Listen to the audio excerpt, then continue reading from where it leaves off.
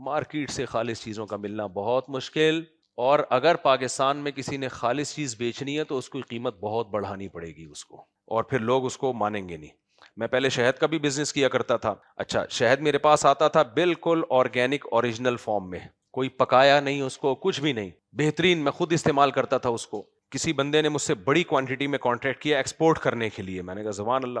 اب اوریجنل شہد جو ہے نا، جو ایک نمبر، بہت سارے شہد ایسے ہوتے ہیں رکھے رکھے جم جاتے ہیں، وہ تو ایسا نیچے لگتا ہے جیسے چینی ہے، وہ چینی نہیں ہوتی، وہ شہد جم رہا ہوتا ہے نیچے سے، گرمیوں میں بھی جم جاتے ہیں وہ شہد بھی ایسا ہی تھا، وہ رکھے رکھے جم جاتا تھا۔ پوری کوانٹٹی لا کے اس نے مجھے واپس کر دی کہ یہ تو 2 نمبر شہد ہے، یہ تو جم رہا ہے۔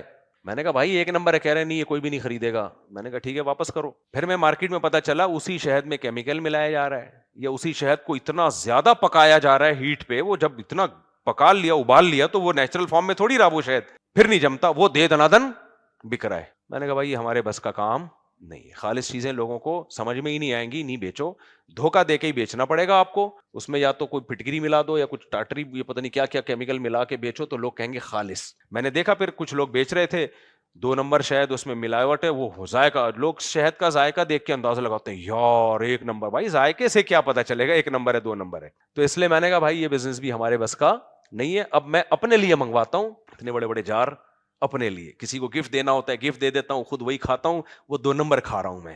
تو 1 نمبر چیز صرف خود کھانے کی ہوتی ہے، بزنس 1 نمبر پہ کرنا مجھے اندازہ ہو گیا بہت مشکل کام ہے، نہیں ہو سکتا، بہت مشکل ہے۔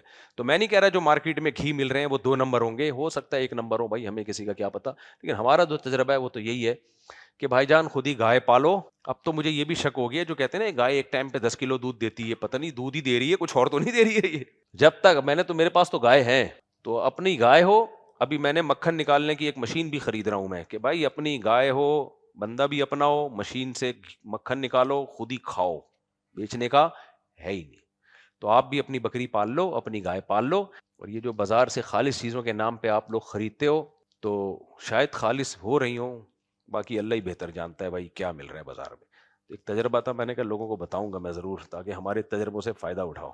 میں بھی 2 نمبر کرنا چاہتا کر لیتا نا، کیا خیال ہے؟ اب پتہ نہیں اس میں ڈالڈا گھی ملایا جا رہا ہے کیا میں۔